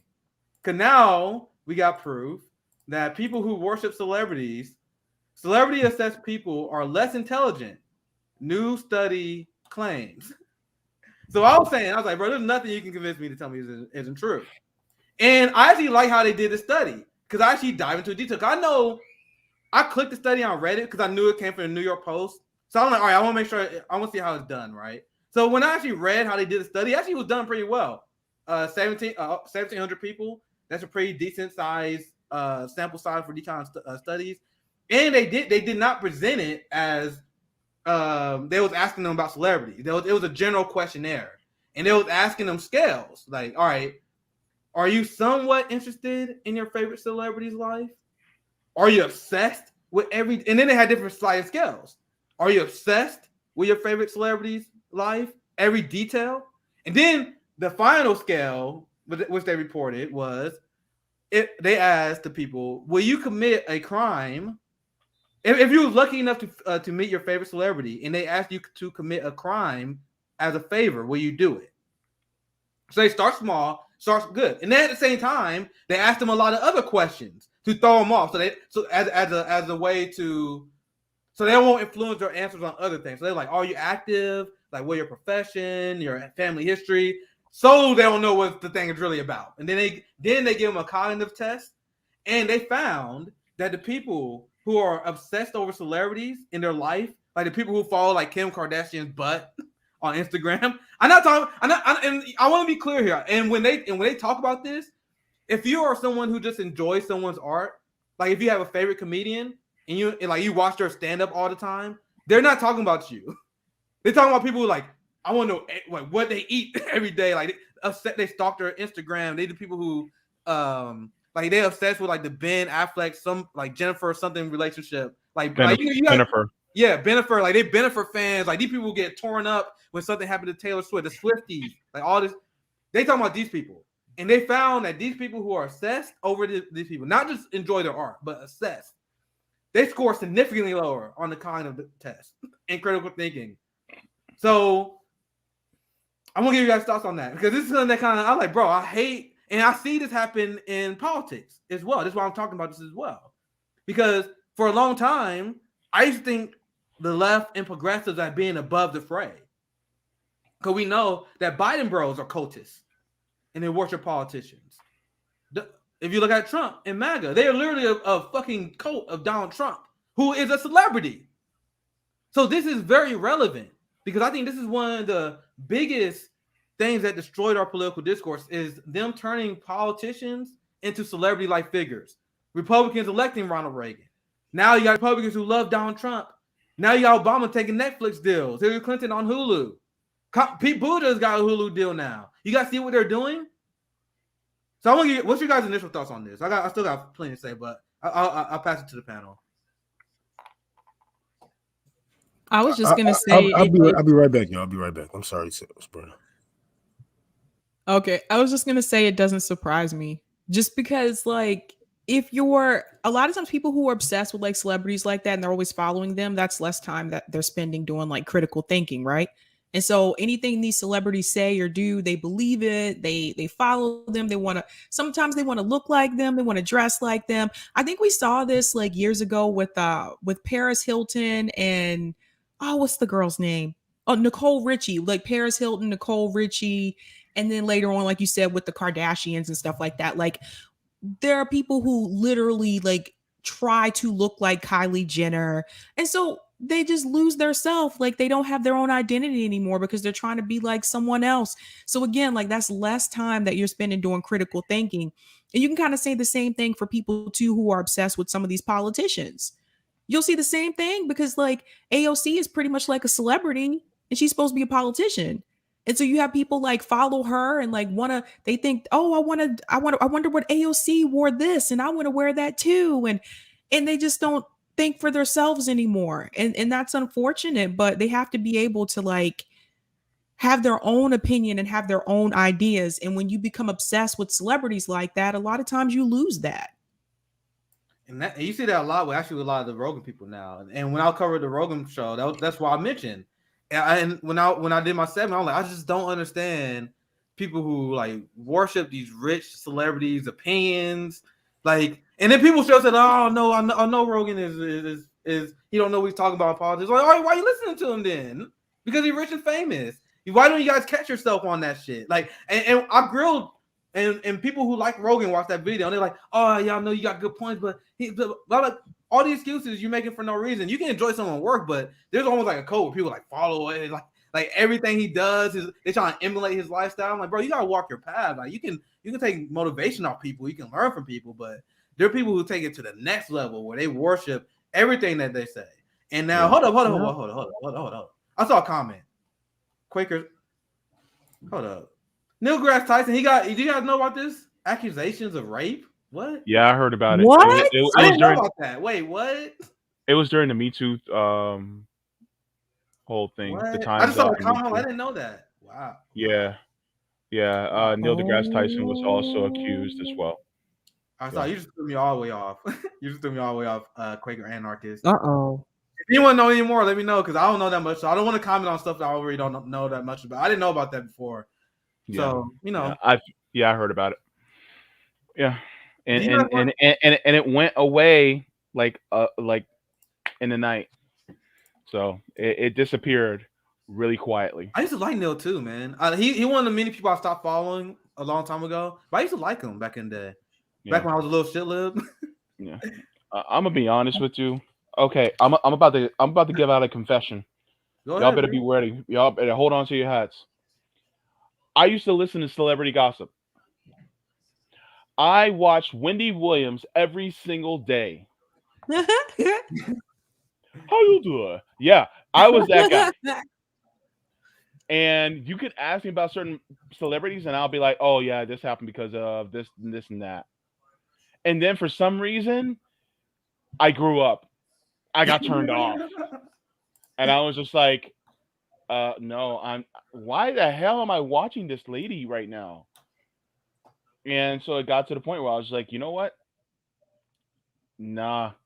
And then I started getting more into politics because at first, I was, like, what the heck is going on? And now that I'm further to the left, I'm just like, oh shit, this is the real shit that I need to be, concerned with, like, how society is functioning.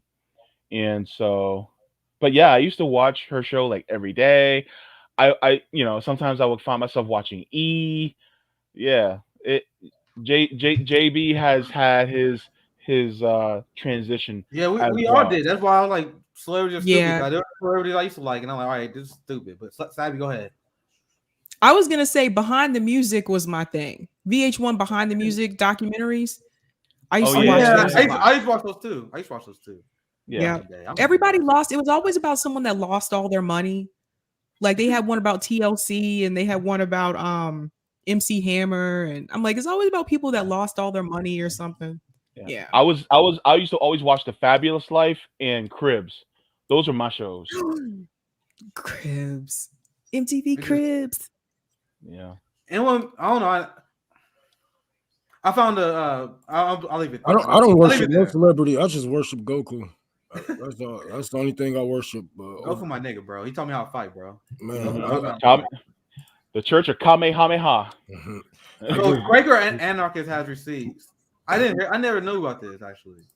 So nobody believed Neil deGrasse Tyson first accuser. Now the 3 more. Wow, I did not know about this.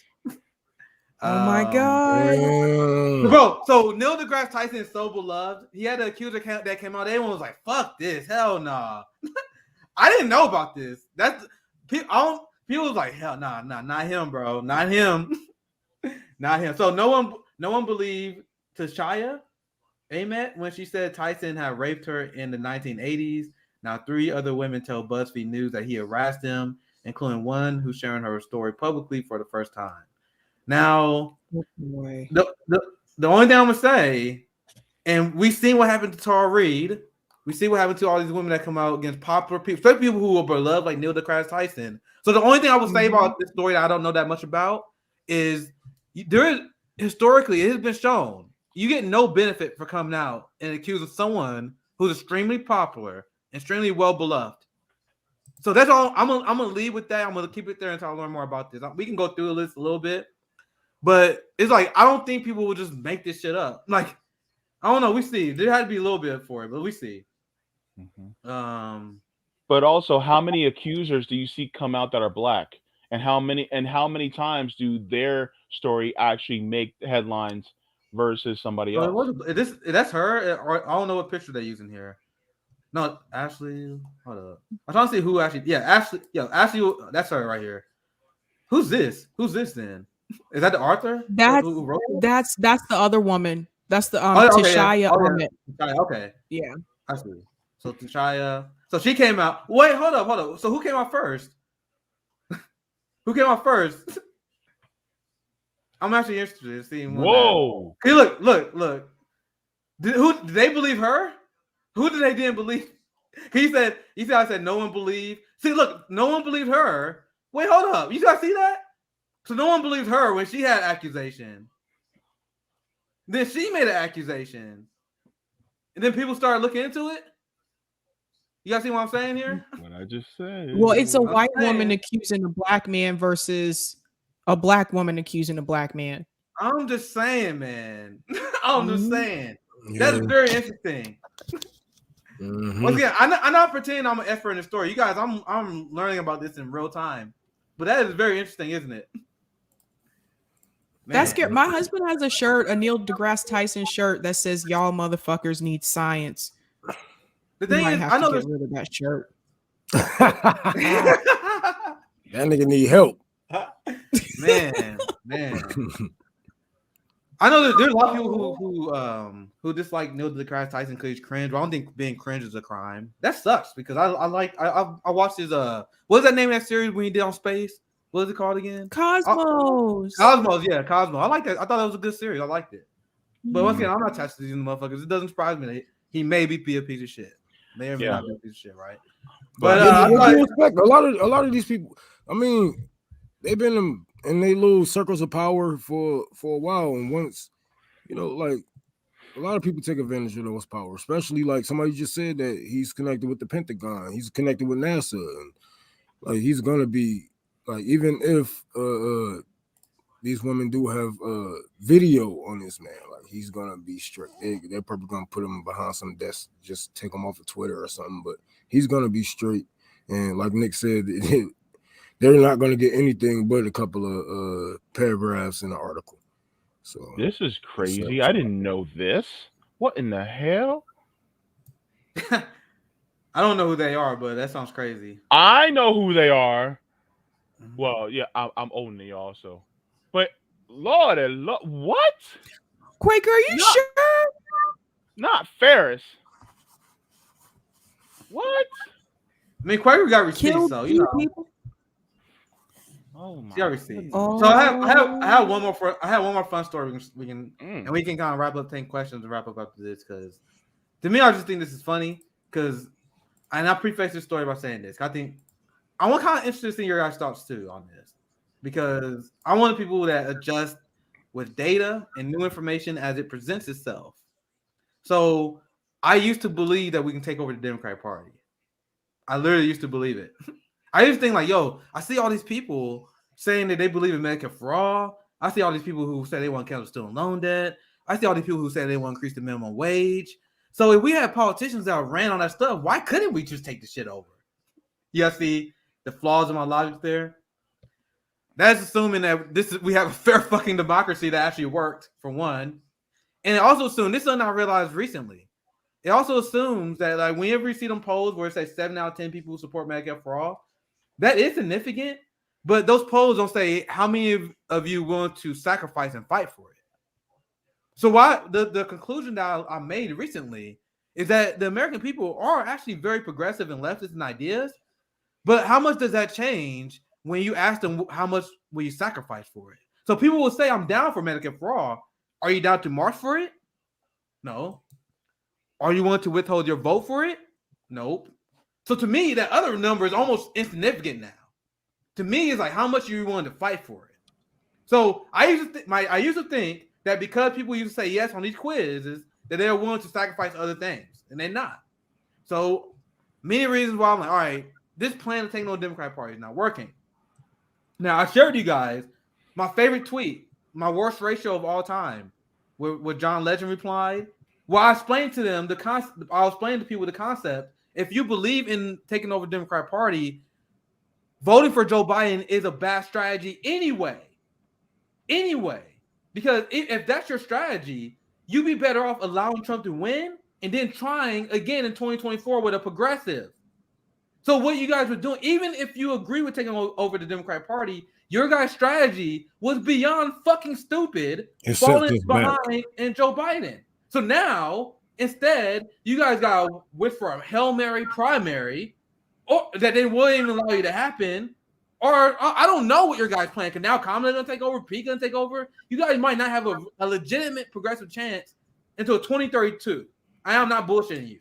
So now, let me show you guys what happened under their plan of let's back up Joe Biden and let's try to primary them in 2024. And I told you guys in this tweet where I got dragged to death by John Legend and his crew, I told you guys, even though for the very short term, Biden may stop some shit. Well, he didn't. That was my prediction at the time. He may stop some shit, but Biden didn't. I said for the long term, for the progressive movement, it will be better if Biden lost so we can challenge him in 2024. Now look at this. Look at your chances. Oh, wait. My mouse stopped working for some reason. Joe Biden is massively unpopular. Despite him being massively unpopular, one of the most unpopular presidents in modern American history.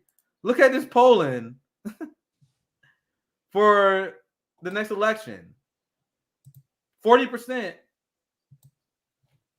January 5th, 2020. So why am I showing you guys this? I'm showing you guys this because anyone who is selling you the idea of taking over the Democratic Party, they are literally leading you off the cliff. That is such a massive waste of your resources. You guys really gonna do Bernie again? We're gonna do that again. AOC at 7%. AOC at 7%. We told you guys Savvy. Remember we talked about it. Is she old enough?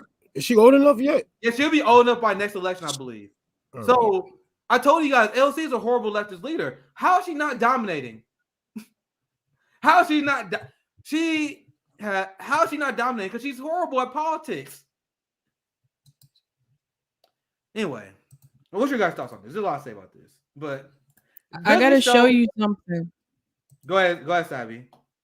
I gotta share my screen. JB, I can't take credit for this. JB sent this to me, and I thought I was gonna fall out of my seat. In reference to what you're talking about, let me share my screen. I had too many tabs open. Okay, here we go. I think I was about to share that too. Go ahead, Savvy. Oh, see, we did the thing. We did the thing. Okay, here it is. So JB sent me this, and I was like, did I just hear what I thought I heard? So I'm gonna play this. I gotta mute my mic so I don't get an echo. Is there volume on this? Yes. Because it won't happen. Oh, hold on. I don't know how to. Well, I don't know why it is this way. That's not if you too. President of the United.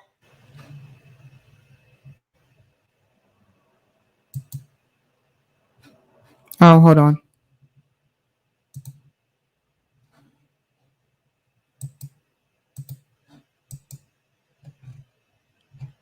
All right. Could you give a young lady wanting to become president of the United States? Well, I hope we do have a.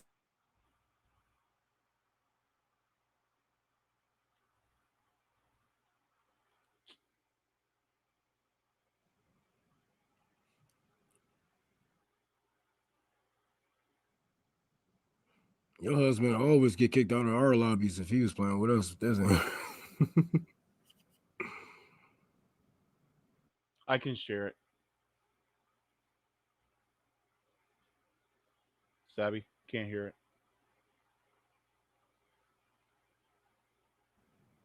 We can't hear her, Sabby. You're muted.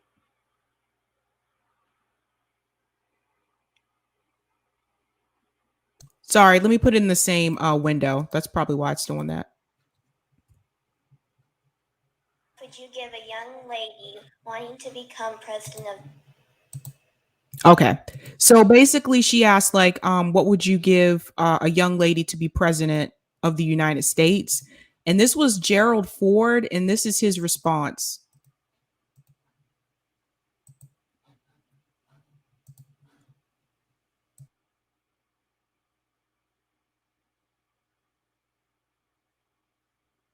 Well, I hope we do have a young lady at some point become president of the United States.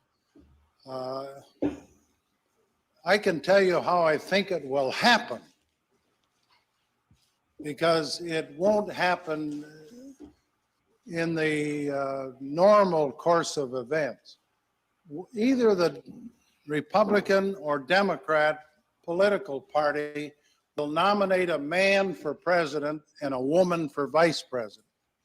And the woman and man will win. So you'll end up with a president, a male, and a vice president, a female. And in that term of office of the president will die. And the woman will become president under the law. What a call. What a take.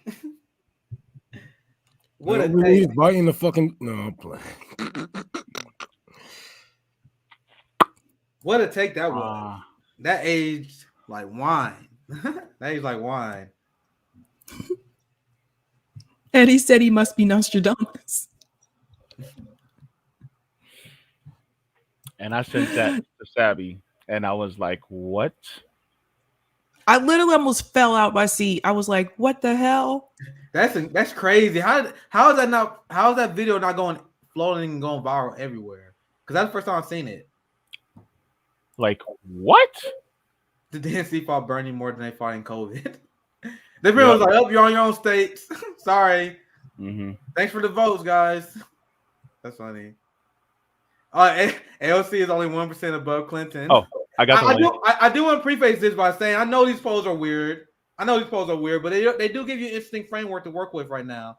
But AOC being anywhere near Clinton is extremely embarrassing. And I told you guys, I think she really fucked up as a leftist leader. Bernie, the difference between AOC and Bernie, I criticize both of them. But when Bernie was younger, he would focus more on kitchen table issues that he knew that can unite people who disagree with him on some other issues, right? And that was his strategy. That's why you had a lot of Republicans who like, actually, I don't really like socialism. I like Bernie, right? AOC is just an ineffective leader where she leans in the most unpopular shit. She leans into the most partisan, red-blue nonsense that you could possibly choose. She goes on Twitter beefs with Ted Cruz. She fucking blows up about like, she's like, oh my God, she made January 6th about her. Remember? January 6th was all about AOC. I was so, oh my God, I was going to PTSD. I was going through all this stuff. All about her.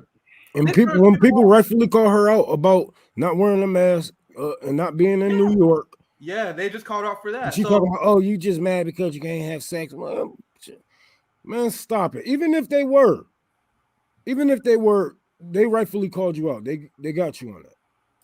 So, and then one thing, as someone who have a criticism with Bernie, but especially young Bernie, he avoided unnecessary divisive political nonsense. But AOC like embraces the red-blue culture war game. She one of the people that pushing the January 6th hysteria to top her lungs. One of the people that pretend Trump was a great fucking evil tyrant, but then Biden bombs Syria just like Trump does, but she's silent. When people see those hypocrisies, when people see AOC call out Trump for bombing Syria, but then when Biden bombs Syria, she don't say anything. When people see that shit, that turns them off. Even when you criticize a politician, they don't like it. And this happened to me all the time. I will criticize someone who liked Trump, but then they see that I'll criticize someone else. Like, oh, well, you criticize Trump, but at least I see you criticize other people. They would be a liberal. At least I know I like progressives, but at least you criticize other people, right? When people see you being a partisan puppet like AOC, they are turned off. And Bernie, despite what you think about him, when he was younger, he did everything he could to avoid partisan games to the point where he literally was registered as an independent because he knew you can't divide the workers on red-blue culture war games. He got different as he was older. Now he's kind of a Democratic operative, but this is how he carried himself in the Senate for a very long time. This is why he was always one of the most popular senators. But AOC engaged all the way into the culture war game, all the way in. Wherever the Democrat talking points, she will come out and tweet the next day because she's like the most popular spokesperson, and she embraced that role. So it wants to have anything. I know I'm kind of ranting here, but I made this point before. Joe Biden is massively unpopular. The Democrat Party is massively unpopular. So why would you hit your wagon on that? And they are the minorities in this political space, in these political spaces between independents, Republicans, et cetera, et cetera. So you got to think about, like, they always try to play games with these numbers that they present, like, oh, well, she's the favorite amongst 80% of something Democrats, whatever. But run those numbers across Republicans, Democrats, Republicans, independents, et cetera, et cetera.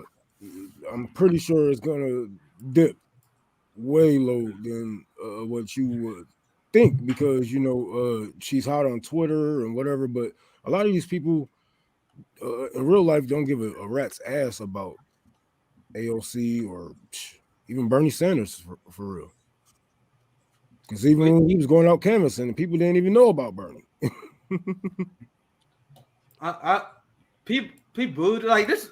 I do acknowledge there may be some bullshit in this poll. Maybe am I wrong here? I don't buy this one though. I don't buy that.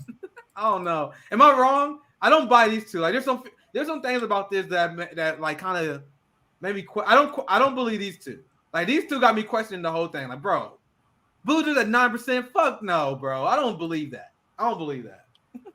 Anyway, we see. Then once again, this more like he got a lot of. I can see it because he got a lot of identity politics coming with him. He's a homosexual male. He was in the military. A lot of shit that they can throw back at us. Like, oh well, you're homophobic if you don't vote for this man, and you're this and that. So then let me talk about this because I will talk about people to judge.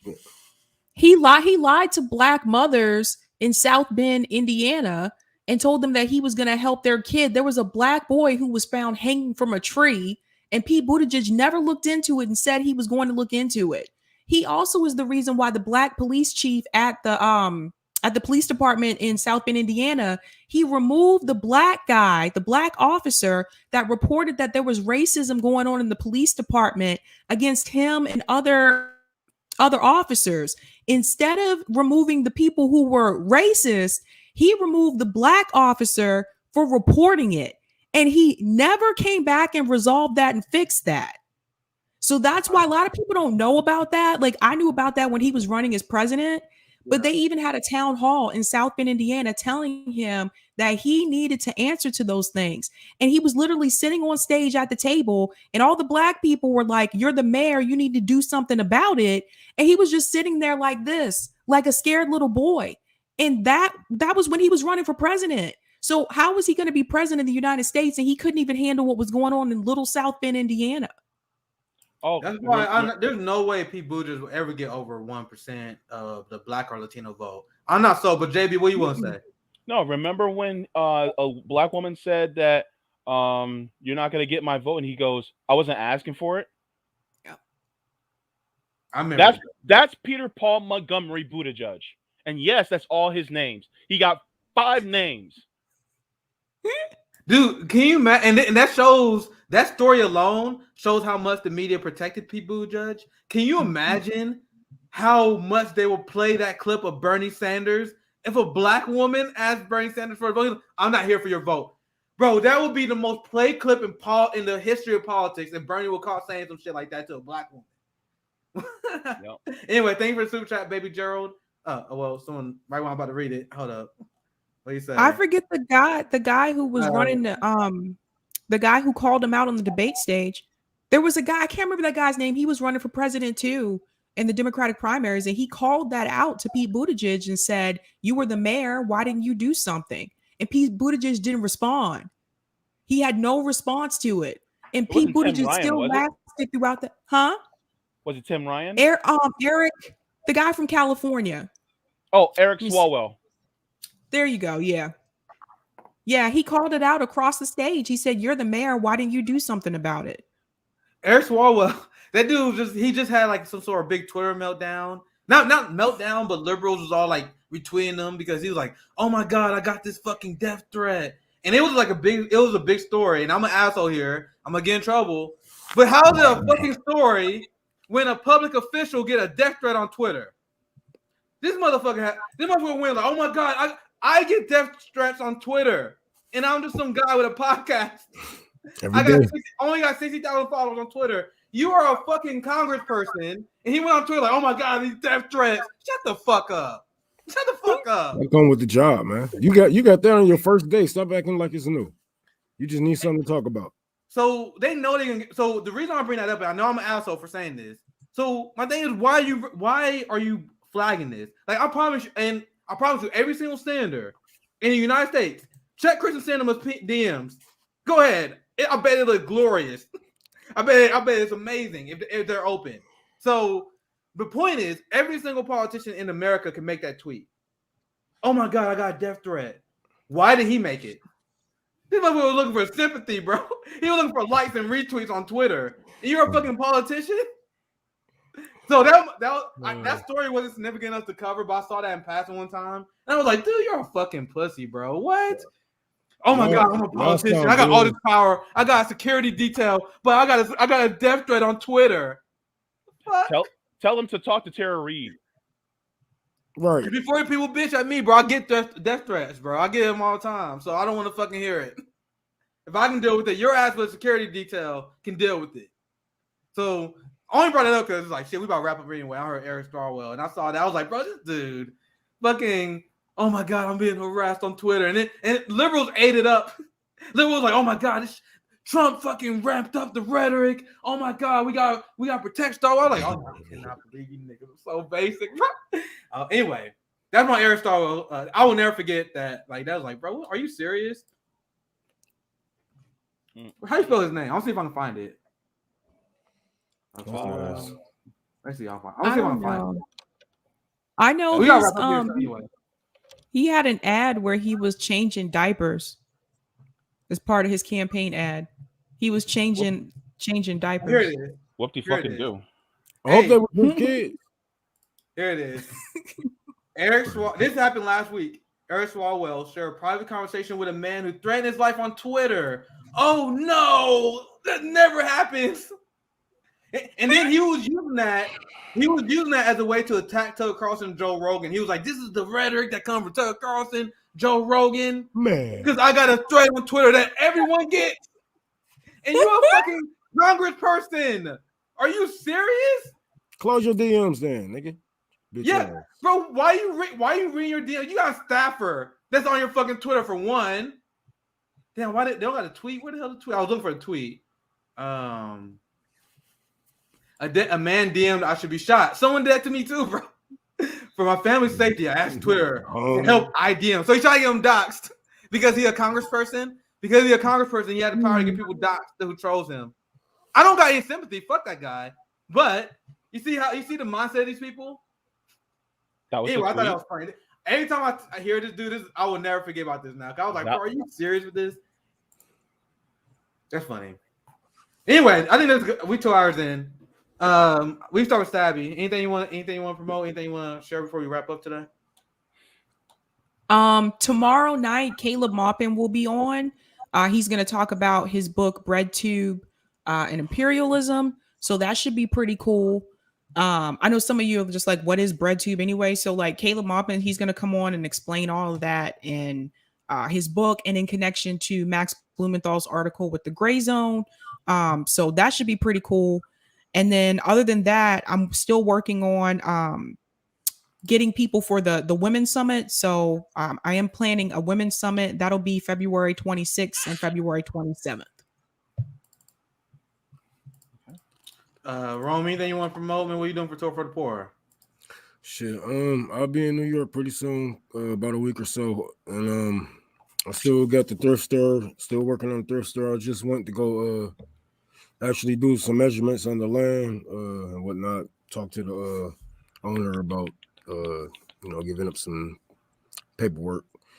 Damn, what the fuck else I was doing? I was doing something, man. I'm working on getting out here and start doing some street preaching before I get out here. So I'm gonna do another run. I'm gonna do another run out here before I dip out to New York. But that's all I got going on. JB, what's going on with the JB show this Sunday?